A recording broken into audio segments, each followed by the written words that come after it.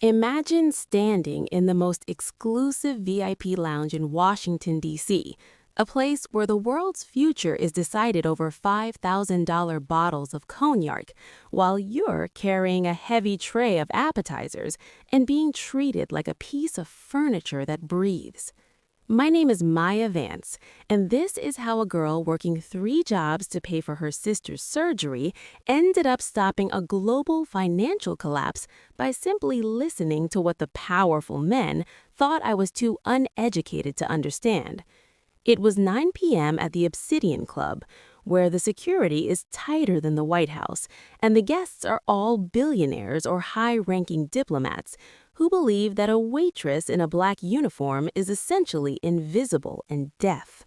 That night, a group of foreign investors and a corrupt U.S. senator were huddled in a corner booth, speaking in a rare high-level dialect of Mandarin and Russian, laughing as they openly discussed a plan to short the U.S. housing market and ruin millions of families to line their own pockets.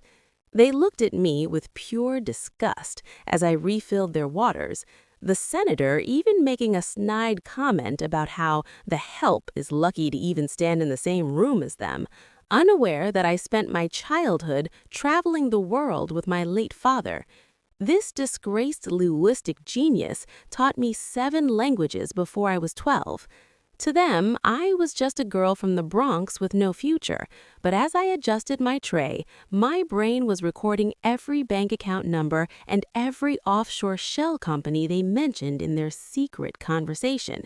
If you've ever been treated like you don't matter by someone who thinks they're a god, hit that subscribe button and drop a comment below, because you're about to see what happens when the invisible person in the room becomes the most dangerous. Please make sure to like and subscribe as the stakes get higher. The betrayal wasn't just in their words, it was in the documents they left partially exposed on the table, thinking a simple waitress couldn't read complex financial Russian.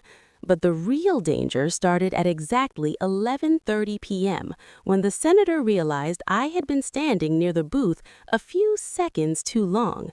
I saw his eyes go cold, that predatory look of a man who realized he might have made a mistake, and before I could even head back to the kitchen, he grabbed my wrist with a grip like iron and demanded to know what I heard.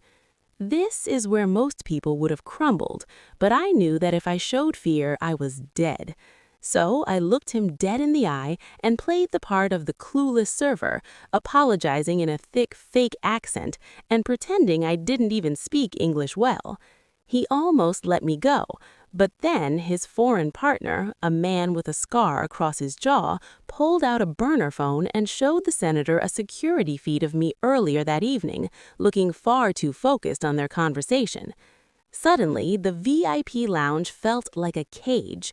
The exits were blocked by private security, and the senator whispered that if I didn't hand over my phone and agree to disappear, I'd never make it to my sister's surgery. This is the 4-minute mark, the life or death threat. I was trapped in a room with 5 of the most powerful men in the world, with no one to help me. But what they didn't know was that my uniform had a hidden modification, a high-frequency recording device my father had invented years ago, which was currently live-streaming this entire kidnapping attempt to a contact I had made at the FBI. While the senator was busy threatening my life and calling me a nobody from the gutter, I was mentally counting down the seconds until his world turned into a nightmare. If you can feel the tension of a hero trapped in a den of wolves, please like this video and subscribe to the channel to see how the simple waitress flips the table on the elite. Make sure to like and subscribe for the final explosive resolution. The silence in the Obsidian Club was broken not by my screams, but by the sound of the front doors being kicked in by a tactical unit of the FBI, who had been listening to every word of the senator's confession thanks to the device in my lapel. The look on the senator's face when he realized that the trashy waitress he had been mocking was actually a key government witness was worth more than all the tips in the world. I didn't just get them arrested. I used the information I overheard to freeze their offshore accounts, redirecting a massive anonymous donation to the hospital where my sister was waiting for her life-saving operation. By the time the sun came up, the Obsidian Club was a crime scene, the senator was in handcuffs, and I was sitting in a high-back chair at the Justice Department, translating the remaining encrypted files that their best decoders couldn't touch. Character isn't about the title on your business card or the price of your suit. It's about the integrity you hold when the world thinks you're nothing. And I proved that a girl with a tray can bring down an empire built on lies.